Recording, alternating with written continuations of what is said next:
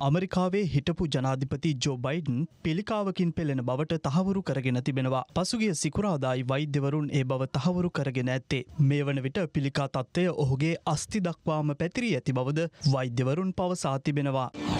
සති 10කට පසු ගාසා තීරයට ආහාර ඇතුළු කිරීමට ඊශ්‍රායලය අවසර ලබා දී තිබෙනවා. සීමිත ආහාර ප්‍රමාණයක් මෙලෙස ගාසා තීරයට ඇතුළු කිරීමටයි අවසර ලබා දී ඇත්තේ. මේ අතර මේ වන විට ගාසාහි මිලියන 2කට වැඩි ජනගහනයක් සිටින බවත් මන්ද පෝෂණය සහ සාගතය ඉහළ ගොස් ඇති බවත් විදෙස් මාධ්‍ය වාර්තා කර තිබෙනවා. එමෙන්ම පසුගිය පැය 24 තුළ එල්ල කළ ඊශ්‍රායල ප්‍රහාරවලින් පලස්තීනුවන් 67 දෙනෙකු මිය ගොස් තවත් 350කට වැඩි පිරිසක් තුවාල ලබා ඇති බවයි විදෙස් මාධ්‍ය වැඩිදුරටත් වාර්තා කර ඇත්තේ.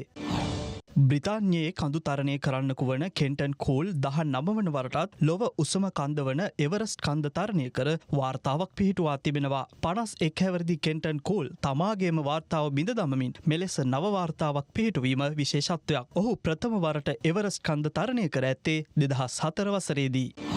ඉන්දියාව ඇතුළු රටවල් වලින් ගොඩබිම හරහා නූල් ආනයනය තහනම් කිරීමට බංග්ලාදේශය පසුගියදා තීරණය කළා. ඒ දේශීය නූල් කර්මාන්තය ආරක්ෂා කර ගැනීමේ අරමුණෙනුයි. කෙසේ වෙතත් ඊට ප්‍රතිචාර දක්වමින් ඉන්දියාවද බංග්ලාදේශයෙන් ආනයනය කරන භාණ්ඩ කිහිපයක් සඳහා ආනයන සීමා පනවා තිබෙනවා. කාණ්ඩ 7ක් යටතේ පනවා ඇති මෙම ආනයන සීමා අතරට නිමි ඇඳුම්, පළතුරු සහ සකස් කළ ආහාරද අයත්. අමරිකානු ජනාධිපති ඩොනල්ඩ් ට්‍රම්ප්ගේ දැවැන්ත බදු කප්පාදු පනත සම්මත වී තිබෙනවා. ඒ රට ප්‍රධාන කොංග්‍රස් කමිටුවේ අනුමැතිය ලැබීමත් සමගයි. මේ හේතුවෙන් එරට පවතින අමරිකානු ඩොලර් ට්‍රිලියන 36කට අධික ණය ප්‍රමාණයට තවත් ඩොලර් ට්‍රිලියන 3.5 අතර ප්‍රමාණයක් එක්වනු ඇති බවයි විශ්ලේෂකයන් මත පළ කරන්නේ. රටේ ලෝකෙ සිදුවන උණුසුම් පුවත් දැනගන්න සියත නිවුස් YouTube channel එක අදම subscribe කරන්න.